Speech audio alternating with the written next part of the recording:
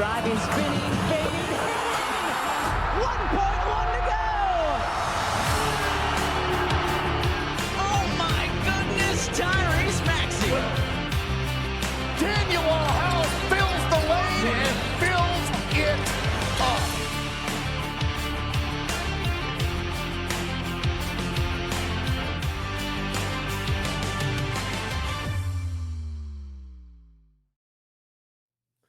What is going on, guys? Welcome back to the Pick Swap Podcast. My name is Sean Barnard, and back after a little break, as usual with me, is James Birrane. We are back on the same page, and we have actual basketball to break down today. So, James, I'm going to hit you with first. Are you as back in as I am right now? I've never been more back in. There we go. That's what I like to hear. I was a little surprised, and we're going to kick things off in this episode. We're going to break things down, talk a little bit about the preseason matchup, some of the notable takeaways in there, shift gears, talk about the James Harden conversation as a whole, the rumored trade package that came out, which the Sixers are receiving from the Clippers, as well as talk about Joel Embiid officially committing to Team USA and everything else. But let's kick things off with preseason. I'll start by saying, James, I was not that excited about preseason, that this was a football Sunday, just coming home from the radio station. Eagles were playing all this. But then I flipped it on, had it recorded, watched it back, and I was thrilled, man. I saw some stuff that I was excited to see. There was some more movement. There was guys running around on defensively, guys making things happen. It felt more like modern basketball, and that was my number one takeaway. But I want to throw it to you right away. What were your first impressions, and what was your level of excitement and takeaways watching that game?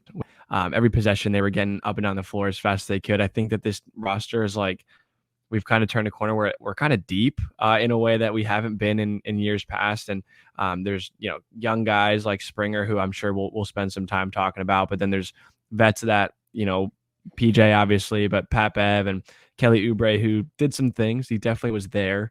Yeah. And, there's just plenty of guys that were in and out of that rotation that it was like, oh, wow, like this guy could be getting rotational minutes. And, the Celtics played all five of their starters. Obviously, it's preseason, so none of this really matters. But in that case, they competed. They played really hard.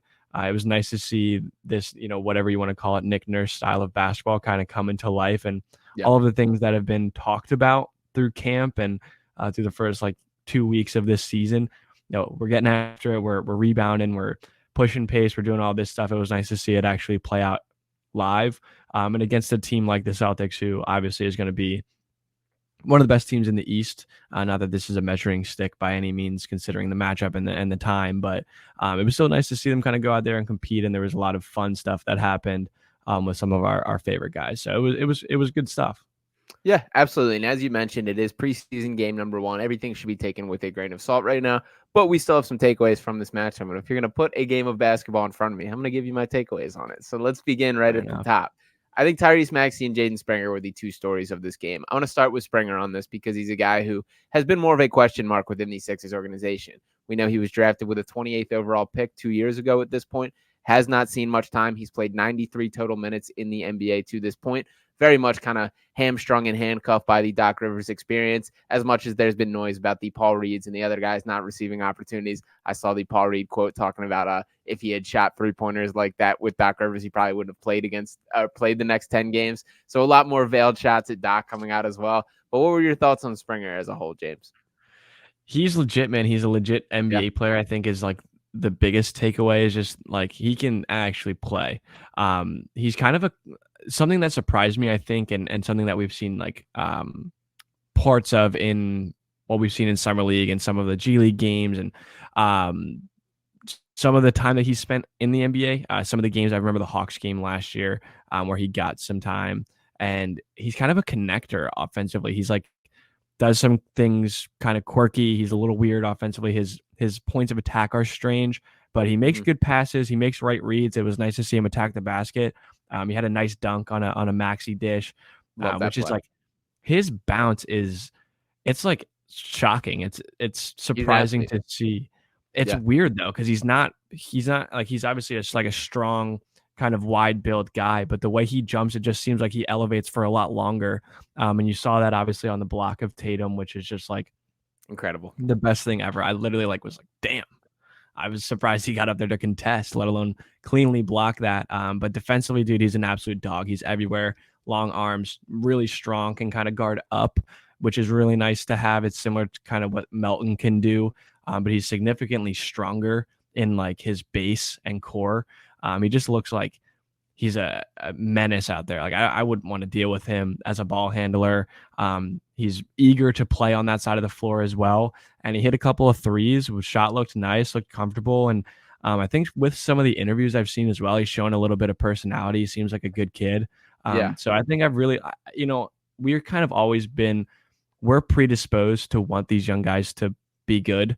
So I think we kind of put our eggs in their basket a little bit early, just naturally.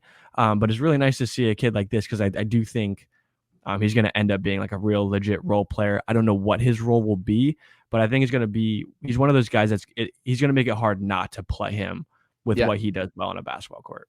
Yeah, and I want to start, you kind of mentioned it here, but I want to start by just showing this Jason Tatum block here. This was kind of what stole the show and the headline for Jaden Springer. That's an incredible block. And I said this on a Sixers Digest video today, but there's another world where if this happens at another moment of a game in a real regular season game or a playoff game, this is like a legacy kind of play. Like the ability to do that is something that we should not brush over. Like that's meeting Jason Tatum at the rim like that. But I think there was much more than this, just that in the substance of his play. I do think Jaden Springer has improved, even from watching him in Delaware and in the brief moments that we've got on the NBA court. It felt like he was much more confident in what his role is, what he should be doing on the court. And I think he benefited from playing next to guys like Tyrese Maxey and Tobias Harris and guys like that. I think oftentimes when we see him in settings like Summer League or these kind of unstructured environments, even the G League, where he's kind of looked at to be more of the guy, he's never going to be an NBA player, whereas creating his own shot is his bread and butter, or he's this offensive engine. That's not him. So I think he looked better having guys that he can rely on by that and just staying in his lane, doing the things that he's good at. I thought he was pretty smart as a cutter. That stood out to me in a great deal. That's something that I had not really seen from him before. Defensively, he's as advertised. The way that he can move, especially laterally, his lateral quickness is unreal. The way he can kind of stick with a guy on a perimeter. So I like him. I agree with your point that I think he's going to be hard not to play, and he's very much going to be in the mix. And my last point on Springer specifically is every player has a different path as far as when it comes to the NBA. This kid's still 21 years old. There are guys that entered the NBA this year that are older than him, that come out of college, spend 4 years in college, whatever the deal is. This is just a part of his developmental track. The Sixers knew he was a project when he was drafted.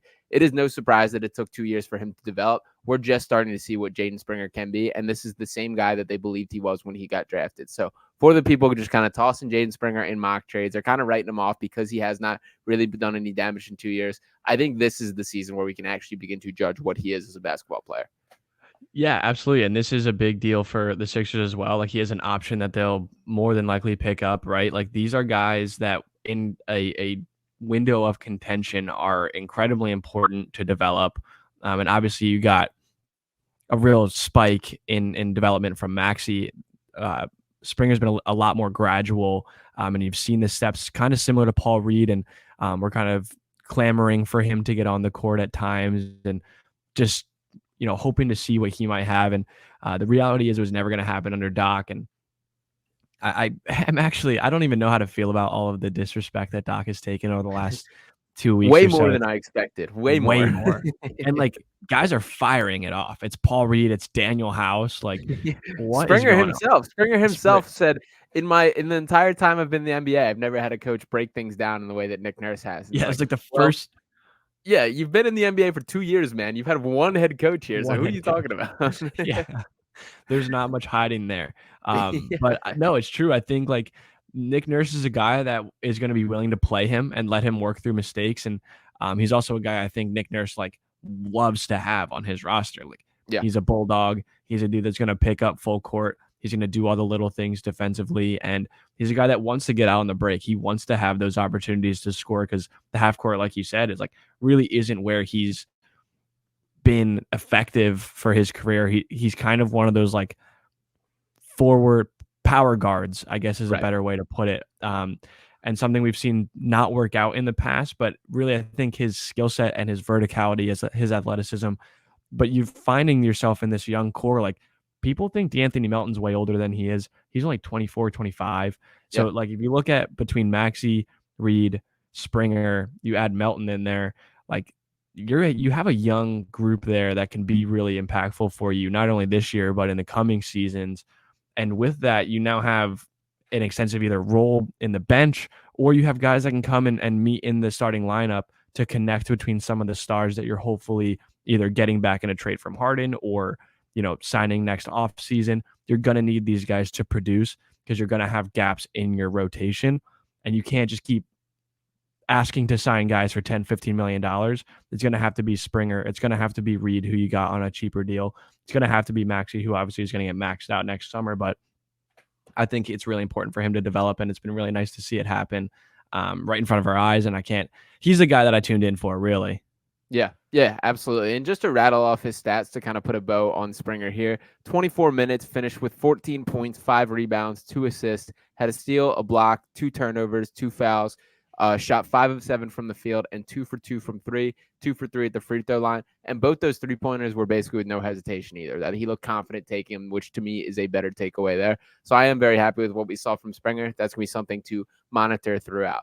To shift gears now, let's jump into Tyrese Maxey, because he is a guy who was kind of thrown the reins, asked to run the offense, and I think responded very well to that. That to rattle off his stats, he led the Sixers in minutes, playing 29 minutes. He finished with 24 points, shot 9 of 17 from the field, 3 of 9 from 3, 3 for 3 at the free throw line. Also added 4 assists, 4 rebounds, a steal, and a block, and had 4 fouls in the matchup. What do you think of Maxey's performance? Yeah, I mean, he's the real deal, man. It's kind of crazy to think that we're expecting him to take another jump, but I don't think it's outrageous for us to feel that way. I think it is going to happen, I think he's going to be handed a plate.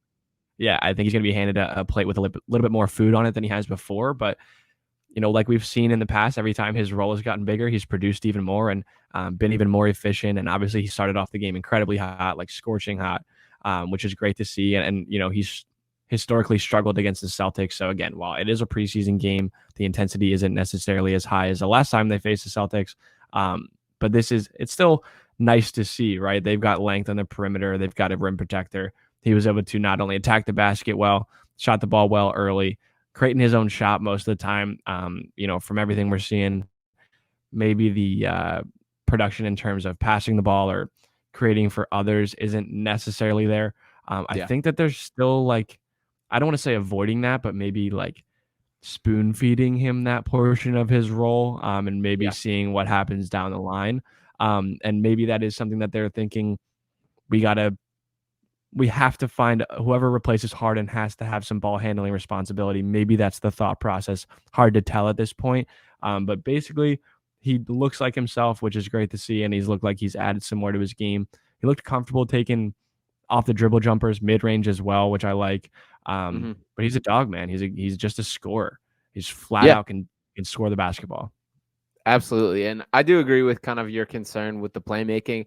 He didn't show many strides in that category in the way that I'd hoped. That cut by Springer where Maxey has the layoff and Springer dunks it was my favorite play of the entire game from both parties. Seeing Maxey kind of draw a defender and make that right decision, seeing Springer know where to cut and rise up and then slam that down. That was my favorite play of the entire game from both their angles. But I do agree that I don't know if Maxey's going to get there as a point guard, at least this year. He's a guy that's a natural scorer, and I don't want to stop him from that. That I was impressed with some of those shots he were hitting was not easy shots too. He was coming off movement, catch and shoot, shooting in motion, things like that, coming off screens. So I was very thrilled. He had the one where he kind of singled Al Horford out, where he had kind of a hesitation into a step back. That's a tough bucket, and the quality of shot that just very few guys are capable of hitting. So to see him have that in the bag and continue to improving as a scorer is a huge deal. I really do think this guy is going to be an NBA star, that I'm completely bought in on. I believe he's on a rocket ship heading up right now, and I just want to cling on that. I'm all in on what Maxey's going to become, and it's cool to just keep seeing this. As much as this is like a normal trajectory for many NBA players of kind of his category, the Sixers just haven't dealt with like this much linear growth out of a player. So it's cool to see Maxey continue to put one foot in front of the other. And I do think there's an aspect of, as we're going to circle into this James Harden conversation in a little bit, don't let any bit of James Harden prevent Tyrese Maxey from continuing to growing. Whatever that means internally or externally in a deal, don't let James Harden get in the way of Tyrese Maxey's continued growth. It all depends on what's going on in the inner circle and in these conversations for what exactly the outcome is that. But that is something that I want to put to the table now. Any other thoughts on Maxey or any other guys that jumped out to you? Yeah. I mean, there's tough shot makers in the league, right? There's guys that produce, and when things tighten up, when playoffs come around, defenses are stronger, the units are stronger themselves. Like, you got to have guys that just make tough shots that are comfortable, and it looks effortless. I think with Maxey, it never looks like he's putting himself at a stress when he's Yeah. sidestepping for a three. Never looks like he's hoisting the ball from the hip when he's 5-6 feet behind the line. He's just very natural. He's very gifted, but he's put in a ton of work. And no, you're completely right. Like, he's a guy that continues to grow, and like, he is a very, very necessary portion. And his skill set will really, I think, benefit the Sixers as much as he's allowed to blossom this season into being like a higher rated version of himself going into this year. But completely agree with you. All right, let's hit on a couple smaller pieces here. I don't think we got to go in depth for these guys. Let's start with Pat Bev and PJ Tucker. I'll lump into one category here. Yeah. I guess the dogs of these Sixers. I'll speak pretty positively of both these guys. That the biggest thing that I wanted to see is I thought physically both those guys looked really good. I thought they moved well. I thought they were spry. Pat Bev, I do think, is going to contribute to this team. I think he's very much going to be a Nick Nurse piece of this puzzle where he's able to do these defensive things, handle these matchups. We saw him guard Tatum for a decent stretch there. Things like that I think Pat Bev is really just going to be asked to do, and I think he can deliver. So I was happy to see both those guys seeming to have some in the tank. Also saw Maxey ragging on PJ Tucker after the game for the shorts as he's sipping a Bud Light in the locker room. Very funny to me. So how about Pat Bev and PJ Tucker? Any thoughts there? Yeah, I think the biggest thing with them is, they look alive. They look like they're ready to go. They look like they're enjoying themselves. And I like Pat Bev, man. We've been high on PJ Tucker. Necessary guy to have around. I think he sets a tone. And Pat Bev is another dude that's just gonna get after it. He's not gonna let guys let up. And while it may seem a little bit to be a lot sometimes, like his personality is a lot, I think it's like, got to give him a lot of credit for just being consistently at that level. I think he's yeah. I mean, that's his brand, man. That's what he wants to do on the basketball court, and that's the guy you love to have on your team.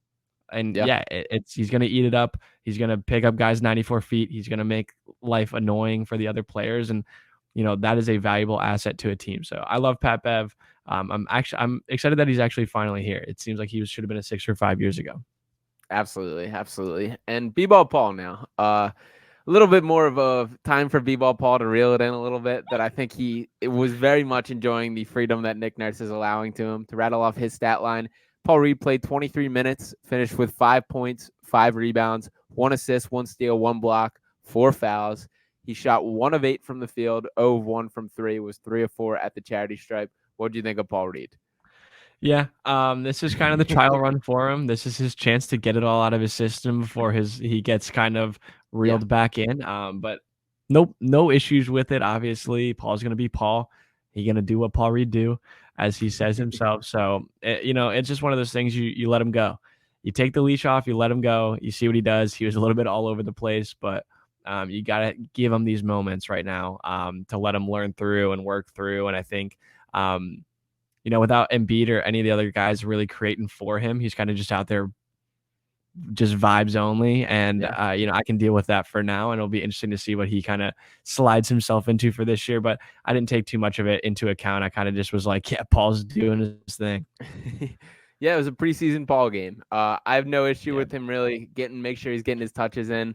I think it's funny. It was funny to see him very clearly step outside of his box. He still brought some of the good Paul Reed, especially on the offensive glass. I thought he stood out defensively. I thought he still had his moments where he showed some nice things. So it was not all bad, but it's definitely moments for when this is the real season. Let's reel in it a little bit. Maybe not taking a mid-range jumper off your own creation and stuff like that in the way that he kind of took the freedom to do in this game. But you know what? It is preseason. I'm not going to rag him for it. Man just got paid. Let him live it up and play the way that he wants to play.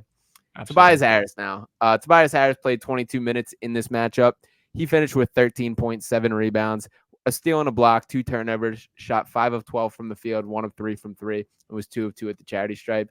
I hate to be this guy, but I hate watching Tobias Harris play basketball, man. It really, we saw the bad version of Tobias when there's no James Harden, when there's no Joel Embiid. I'm sick of the calling your own number, post out, the mid-range fadeaways. Those are his bread and butter shots, and I just can't stand it. But Tobias Harris was there. What are your thoughts on him?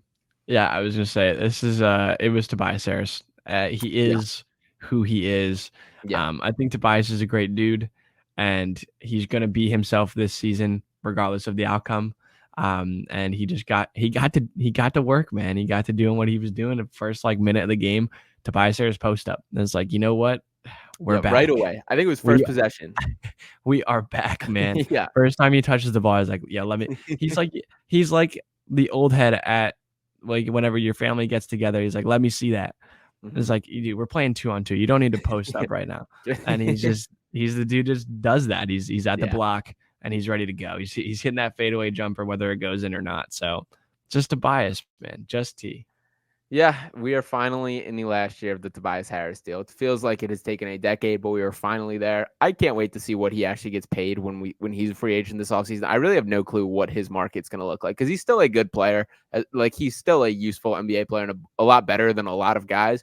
But I just see like no real usage for the things that he's good at on a winning team. It's really unfortunate. Like think about on these Sixers right now, and we've dealt with this for several years. There's never a reason to give Tobias Harris a post up when you have Joel Embiid sitting next to him. Now, are there teams where Tobias Harris might be the best post option? Sure. But how many teams are calling even post options? The only reason these Sixers do that is because Joel Embiid is the star of their team, and he's one of the few guys who has the ability to kind of command those shots. You have to be really good to be calling post ups in today's NBA. Tobias Harris is a good basketball player. He's not quite a needle mover in that way that you can get your own number called like that. I have no idea what the future of his career will look like. As you mentioned, great guy, phenomenal teammate, good locker room dude. But I will look forward to the day where he's no longer wearing a Sixers jersey. I'm gonna miss him when he's gone. I am. Let's I'm gonna talk be the about a one to couple of the say new it. faces. I'm gonna miss him. I appreciate that, James. I'm sure he appreciates that as well. I do like Tobias as a human being standpoint, but man, 35 million, get it off the books.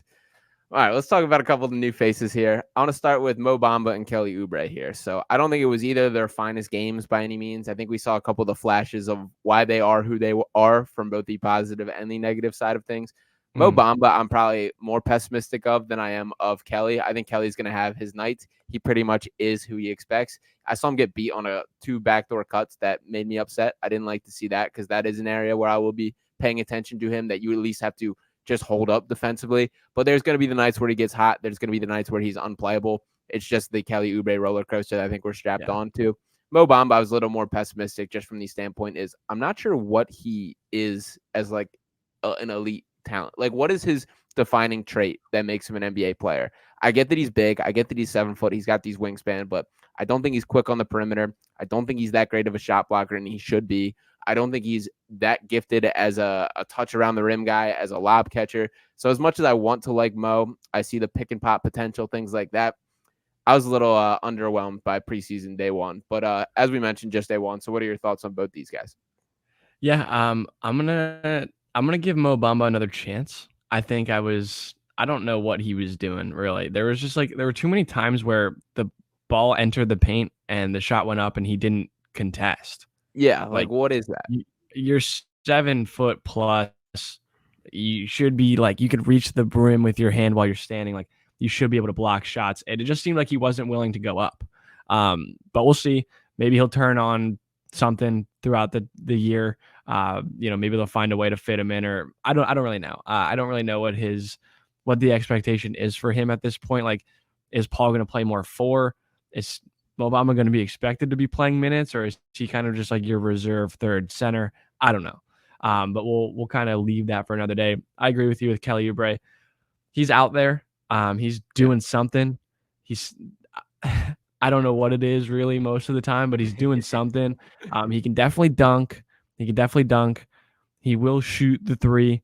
I wish it wasn't as often or off of his own creation as much. But he's gonna do it. I don't know, man. These are guys that just like they're there. They're options, right? Like they're out there. They're living. But yeah, neither of them. I was really like nothing to write home about. Nothing to really get excited about for either of them. I do agree with you that like Bamba showed me less than what I was anticipating, I guess, but I don't really know what I was expecting. So it's hard to have him live up to a standard that I didn't really have. And then Kelly Oubre, he's going to be a guy that plays. So I am looking to see hopefully him kind of find his stride and maybe be a little bit more consistent, but I just don't know if that's his nature. Yeah, I think that's all spot on and fair. The last guy that I want to hit on is Daniel House. Another guy that I think is a great vibes guy that I just don't think I'm quite in on. There's aspects of his game that I want to like. I want to be in on Daniel House, but he's just too like scatterbrained and crazy, man. Like, and not that great of a shooter and not that great of a self creator. He's out of control too often. I want to like Dan House, but I just can't quite do it. Where are you at with him? Yeah, I fear that all of their like bench wings are like the exact same, where it's just like, what is going on? Yeah. Like they just end up with the ball and like their eyes get wide and it's like, oh shit, like this is what we're doing right now. But regardless, he's fine. He can play, I guess. Like he's got to be a guy. I just hope. I think the problem with these guys in years past was that they'd all be on the court at once, and it was just like a clusterfuck. And it's like none of these things are like really working because nobody knows what they're doing. My hope is the rotations are a little bit stronger this year, or a little bit more tactical, a little bit more intentional when these guys are on the court, so that their skill sets can be assets to the guys on the court rather than just like a mashup of five guys that are from the bench. And the only thing they have in common is that they That all came bench off the lineup. bench. Yeah. Yeah. So hopefully it's just like a little bit more of a meshing of the 12 guys that are going to play in the regular season rather than just like a 6-6 split. Like these guys play together, these guys don't. And maybe Daniel House does some things. He played some good minutes in the playoffs. He did some things. Kelly Oubre doing the same thing, hopefully, this year. But yeah, I don't know how I feel about Daniel House, to be honest. Yeah, and I think we can pretty much put a bow on preseason. My last final thoughts is I'll say Kristaps Porzingis looked far better than I expected or remembered him as. He looked way healthier than the last time that we've probably since I've seen him play for the Knicks. So that was probably the healthiest he's looked or the best I've seen him move. So a little concerning from a Sixers perspective there. But let's move on from preseason, talk a little bit about the bigger picture things. I want to start with James Harden here. Of course, the Stars had to rest from preseason game one. That meant Joel Embiid, James Harden, Furkan Korkmaz, and DeAnthony Melton, of course, could not suit up. So what were your thought process on the Harden situation? I guess I'll start by setting it up this way. It feels like the Sixers are basically just saying, like, hopefully this works itself out. Like, he's now in the building. He's now here. He seems to like his teammates. Maybe this will just be water under the bridge.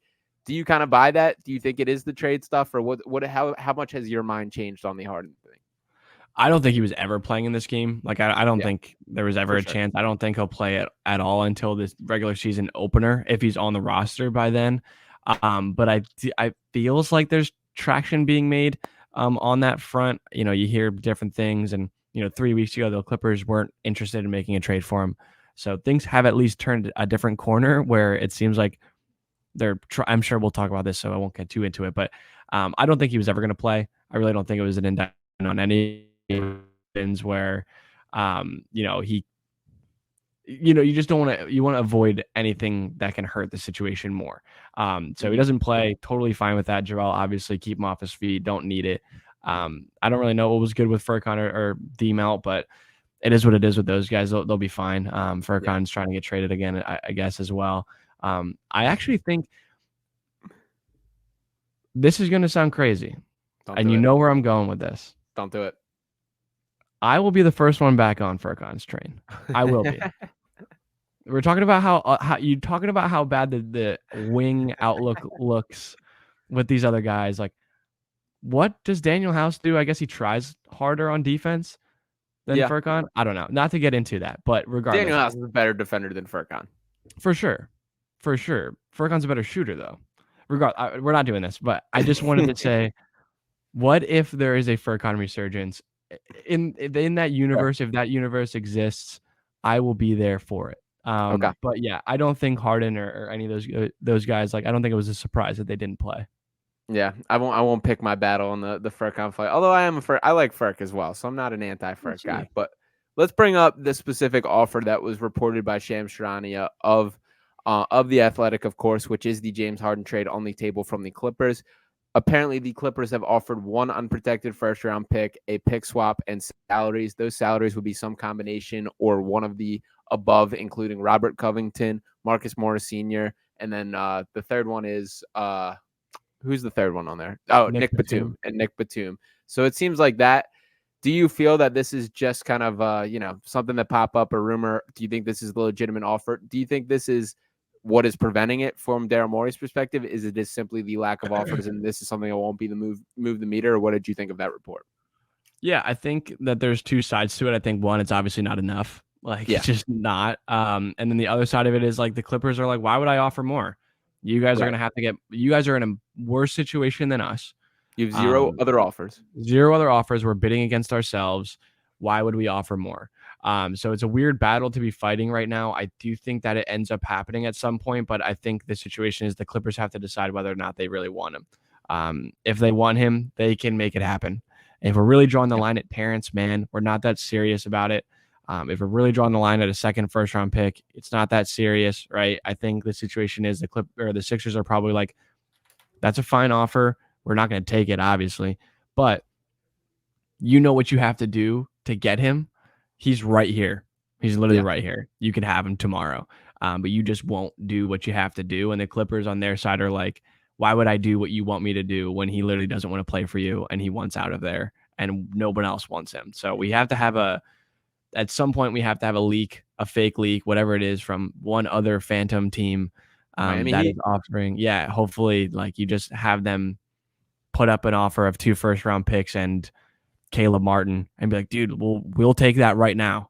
And then the Clippers will be like, okay, fine, we'll give you Mann and a first. And then I found a couple other extra first-round picks lying around now that you mentioned that. They'll move some pick swaps around. Although they're in a tough situation. I don't think if I'm them, I'd give up another first. They already don't have any. That's what, and I also would like to point out, like, these could sneaky become very valuable first-round picks. Like, say hypothetically that Paul George and Kawhi Leonard leave the Clippers, then what do? That they're now without draft picks. They're now without really any superstar guys, potentially James Harden, assuming this deal gets done and that he agrees to a contract extension, which I believe would be coming if they make a trade. But think about that. Like that, these could potentially be a lowly NBA team that these Sixers could have access to their picks. I think that's something the Clippers are obviously cognizant of as well. So they're not really flaunting those things out there. But I do think the bottom line, I think you summed it up pretty well, that the Clippers have set their line, that they're not going to be bidding against themselves. This isn't the perceived market value of James Harden from Daryl Morey's perspective. But I guess what is the biggest concern in my mind is his value could go down at any point. There could be the moment where James Harden says, I've been a good soldier too much. It's time for me to cause a stir. Like, it's so bizarre, the whole lead up to him even coming to training camp, of all these reports of James Harden's here to make life uncomfortable. And now that he's been in the building and there, it's just kind of been like normal. We're posting pictures on social like he's been here the whole time doing all this. So it's very just strange to me, this entire thing. And that's the underlying fear that I have, is the moment that James Harden enters that mindset of, I'm burning the world on fire. Because think about, like, when he did this in Houston, he was good all through training camp. He played the first couple games and dropped like 40 and 15 over the first 3 games.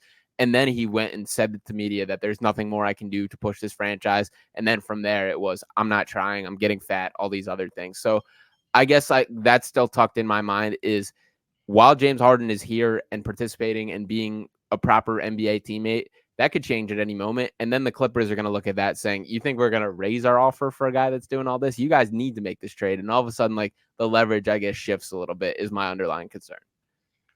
Yeah, I have like 3 thoughts that come from that. Like, one being, if he plays and plays well, like the first week, like he get traded right then, boom. Like that is actually might be the recipe to success. He did end up getting traded to Brooklyn for a haul, right? If we might add, he was the Rockets didn't end up with the right part of the haul, but he did get traded for a lot. If you look at it on the other side as well, had he just done this in July and just been like, hey, like, I'm going to show up, but like, you guys got to trade me. Like, I'm not doing this. He'd probably already be gone, right? Like, had he just been cordial about this from the beginning, I think there's a higher likelihood that he was probably traded at this point, rather than doing what he did, causing this uproar, and then just like being posted on their social media, but not being, what my coworker pointed out, they didn't tag him in anything. They tagged everyone else. Did not tag his Instagram once. So weird wrinkle there. And then my third thing is, this is like weirdly similar to the Dame thing though, right? Like I could see randomly, another team being like, okay, we want it. We got to make a trade. Like, we got to get him. The Miami, like, dude, I keep saying. Well, maybe it's Miami, whoever it is. It's hard to speculate. Miami might make sense. Who knows? But like Milwaukee was never in the rumors, like ever. It was Toronto. It was Miami for Dame. It was Toronto was like the sneaky Phoenix. team. Phoenix, Yeah. yeah, like there was some weird shit going on, but it never really came down to like, oh, it's gonna be Miami or Milwaukee. They saw an offer. The Miami sat on their ass and didn't up their offer at all, and then Milwaukee snuck in, made a big offer, and got him. So I think this could be something where Daryl's thinking the same thing. Like, we're waiting this out. We're waiting this out. We're waiting this out. We're not going to take this garbage offer from LA. If you don't up it, somebody else might and play that game. But it does feel like it's a ticking time bomb. So they don't have the luxury of an entire offseason. They have the luxury of like a week and a half. So we'll see what happens. And the only other thing I'll push back there is James Harden's so much more of like a niche player than Damian Lillard. Like, you can put Damian Lillard on just about any roster and he's useful. I don't think that's the case with James Harden. The way he's so ball dominant, so isocentric in the way that he creates offensively, that's not a fit on every team. Like, you throw him on, I don't know, a team like I don't know. You throw him in a lot of teams and it just doesn't quite make sense. So you have to design your offense to James Harden, and teams have to be aware of that. And not that he isn't brilliant. He's very good at what he does and still like a way better NBA player than the general public gives him credit for. But like, I don't think he's as, I guess, in addition to all the baggage, I think purely as a basketball player, he's not as just, you can throw him in the mix like Damian Lillard. I feel like you can. So I don't know. We'll see. For the most part, I think these Sixers are in the same situation. You have another point there? Yeah, I just want to say, like, I think Damian Lillard gets the benefit of the doubt way more than Harden does. Like, obviously, that he does things. What he's very good at comes at a premium in the NBA. He spaces the floor like nobody. Like, really, there's 2 or 3 guys in the NBA that do what he does. But he's due a shit ton of money. He's injury prone and getting older, and he is not a good defender either. So like, it's not like he's a flawless player either. I think that there's a lot of people, like a lot of teams looked at him and were like, hell no, I don't want that either. No matter what he does for me offensively, defensively in playoff situations, he's struggled. And he is not like, he's not Steph Curry. He's not a guy that like has always had this success late in postseasons. He's had a lot of injury history. And not to say like Dame is incredible, right? Yeah. Like, we're like, these are 2 all-stars we're talking about. Averaged 33 points per game last year, by the way. Yeah, no, he was a very, very high octane offensive player, no doubt about it.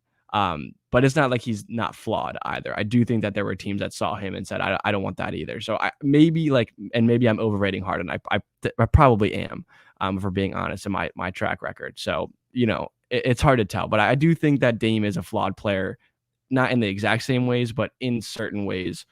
Teams saw that and were like, I don't know. Yeah, I think that's fair, but I would still push back on the fact that I think Dame competes defensively more than Harden does. I think that there is like the floor spacing is a big deal. Yeah, and for sure. Like, for a team like Milwaukee, like he's a perfect fit for what, like, there's teams that have needs, which Damian Lillard directly addresses. There, it takes a more niche team. Like, you need it. It has to be a team that needs a true point guard, that needs a guy that has to have the ball in his hands to basically run an offense and all these other pieces around. So I don't know. We'll switch gears off the. Yeah, we'll see. We'll switch gears off the Harden thing for now. I do want to wrap up this podcast by talking about the Joel Embiid officially declaring that he will represent the United States at the Paris 2024 Olympics. James, what was your initial reaction to that? How surprised are you? Did you see this coming? And how do you feel now that you processed it for a little bit? Yeah, I'm excited, man. I love Joel. I'm excited that he's gonna put the USA on and be part of a dream team kind of deal. It seems like they're gathering the Avengers here. So it should be super fun. They, hopefully will win a gold medal, and it'll be cool to see Joel. And I'm really disappointed in the way that it's been received. Like, honestly, I feel horrible for the guy. Like, people are acting like this is like a cardinal sin. Like, you don't do this. Like, even like Victor Wembanyama was like, I'm just so disappointed for Cameroon. And like, I get it. I do. He's not originally from the United States, but he spent 12 years of his life, 14 years of his life. More than that. So yeah. Let's just say half, right? To be generous, half of his life has been spent here. He's made his entire life here. He's grown up for real here. He's become a father here, a husband here. He's grown up in this city. Like, I don't know how to explain to people that like he's not shunning his hometown or his home country by wanting to play for the United States. He's a citizen here. Yeah. And like, I just really feel bad for the fact that like people, if you go on any of the posts about him playing for Team USA and you go in the comments, he gets killed in People those suck, comments. It's man. horrible what people are saying about him. He just wants to play basketball for his country.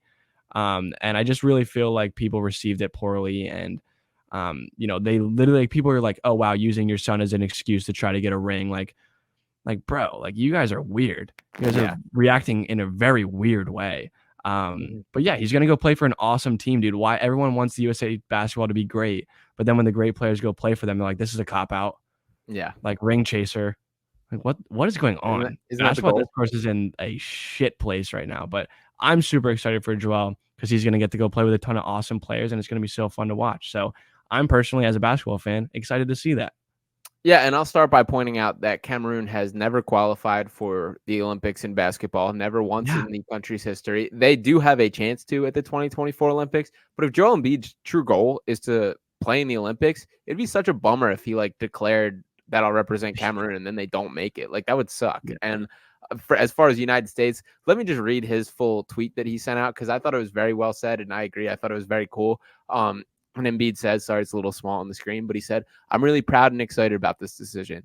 It was not easy. I'm blessed to call Cameroon, France, and the USA home. After talking to my family, I knew it had to be Team USA. I want to play with my brothers in the league. I want to play for my fans because they've been incredible since the day I came here. But most of all, I want to honor my son who was born in the US. I want my boy to know I played my first Olympics for him. I think that's awesome. I don't know how you can possibly hate that from a guy that it's amazing how family-oriented Joel has become. It's amazing to watch him grow up with this. I'm excited to see him on the biggest stage, and he's absolutely going to be helpful to Team USA, who has struggled at the big man position. I mean, Jaren Jackson Jr. was their primary option in their most recent play, and he struggled greatly at rebounding, playing defense, which is a strange thing for Jaren Jackson to struggle at. But I think adding Joel Embiid next to him, he's a guy who's incredibly talented, the best center in the NBA, outside of Nikola Jokic, who, of course, is not American. Unfortunately, have to keep wearing that L. But, I'm excited to see him play with these guys. And I also think it's going to be beneficial to him both as a player, but having these relationships with these guys.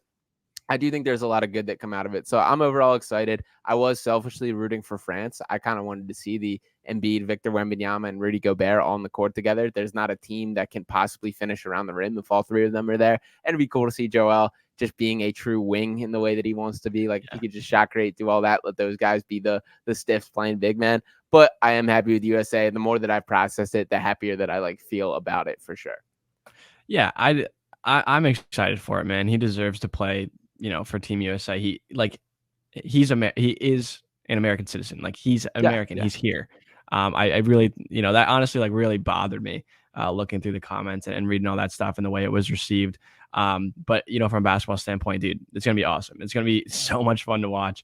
And he's going to get an experience like no other. And you look back at, the 2012 team, 2008, obviously, 2004, obviously, when, these times where the guys decide hey, it's time. We got to go defend our honor. We got to go show everyone that we're really out here.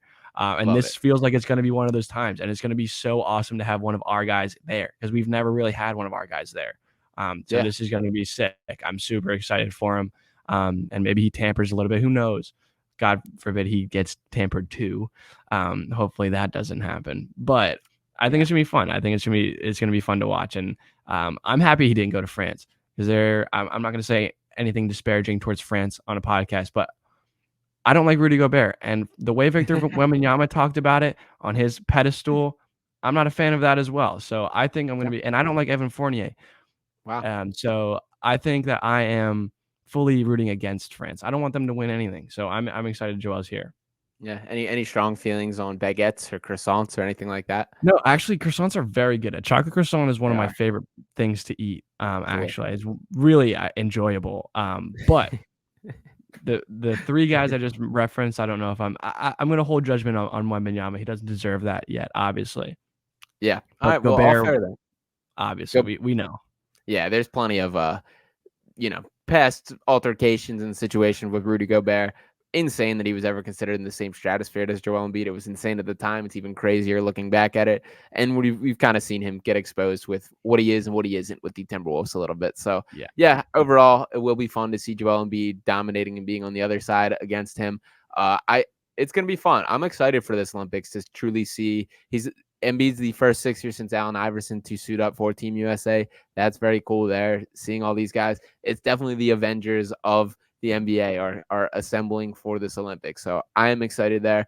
Any final thoughts on these Sixers, on Joel Embiid, or anything else, James?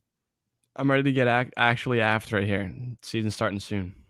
Yeah, man, absolutely. So at the time this will drop, there will be another preseason game coming out for these Sixers. Appreciate all you guys for tuning into this podcast. Me and James will be back with some more takeaways as the season inches closer. Also, don't be afraid to check out my work over at Sixers Digest. Have some more videos coming out just about every day with some short dose Sixers content stuff, so some awesome stuff there. But make sure you're subscribing right here on PickSwap Media. Leave a comment. Let me know your thoughts on the episode as a whole. Don't forget to drop a like. We'll be back talking to you next time. Peace.